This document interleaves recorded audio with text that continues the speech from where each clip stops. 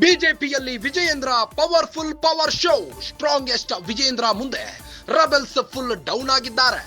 ಒಂದೇ ಒಂದು ಆದೇಶ ಚೆಲ್ಲಾಪಿಲ್ಲಿ ಆಗೋಯ್ತು ರೆಬೆಲ್ ಟೀಮ್. ಯತ್ನಾಳ್ ವಿರುದ್ಧ ಕಠಿಣ ಕ್ರಮ.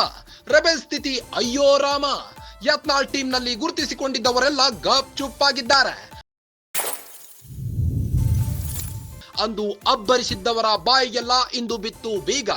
ಮಾತನಾಡಿದವರೆಲ್ಲ ಮೌನ ಮೌನ ಮೌನ. ಅರವಿಂದ್ ಲಿಂಬಾವಳಿಯು ಸೈಲೆಂಟ್ ಆಗಿದ್ದು ಹರೀಶ್ ಗಪ್ ಚುಪ್ಪಾಗಿದ್ದಾರೆ. ಕುಮಾರ್ ಬಂಗಾರಪ್ಪನು ಕಾಣೆ. ಗರ್ಜನೆ ನಿಲ್ಲಿಸಿದ ಪ್ರತಾಪ್ ಸಿಂಹ.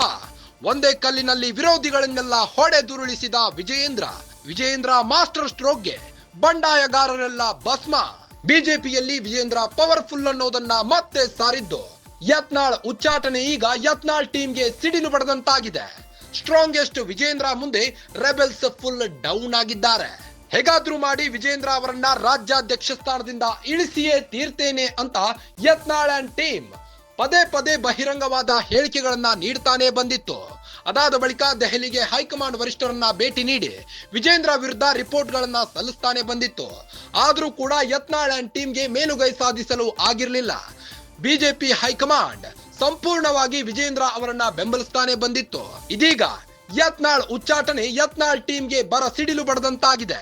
ಸ್ಟ್ರಾಂಗೆಸ್ಟ್ ವಿಜಯೇಂದ್ರ ಮುಂದೆ ರೆಬೆಲ್ಸ್ ಫುಲ್ ಡೌನ್ ಆಗಿದ್ದಾರೆ. ಒಂದೇ ಒಂದು ಆದೇಶದಿಂದಾಗಿ ಚಲ್ಲಾಪಿಲ್ಲಿ ಆಗೋಗಿದೆ ರೆಬೆಲ್ಸ್ ಟೀಮ್. ಯತ್ನಾಳ್ ಟೀಮ್ ನಲ್ಲಿ ಗುರುತಿಸಿಕೊಂಡಿದ್ದವರೆಲ್ಲ ಗಪ್ ಚುಪ್ಪಾಗಿದ್ದಾರೀಗ. ಅಂದು ಅಬ್ಬರಿಸಿದವರ ಬಾಯಿಗೆಲ್ಲ ಇಂದು ಬಿತ್ತು ಬೀಗ. ಮಾತನಾಡಿದವರೆಲ್ಲ ಮೌನವಾಗಿದ್ದಾರೆ.